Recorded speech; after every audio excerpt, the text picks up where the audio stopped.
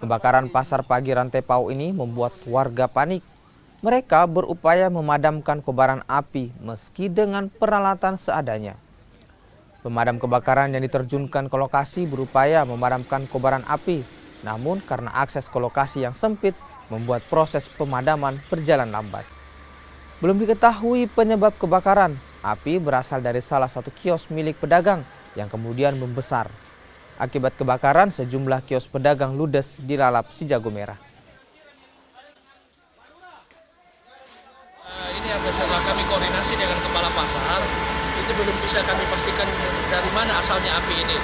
Tetapi yang jelas dari salah satu dua kios atau gardu yang menjual barang campuran itu disampaikan oleh kepala pasar tadi. Ya. Ini berapa unit damkar yang diturunkan? Semua kekuatan damkar kami turunkan malam ini yaitu sekitar 7 unit. 7 unit? Ya. Nah, kesulitan dari pemadaman, Pak? Kesulitan pertama karena lokasinya dalam lorong.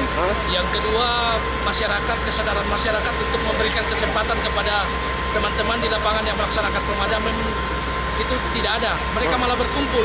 Jadi menyulitkan teman-teman untuk melakukan pemadaman dengan cepat.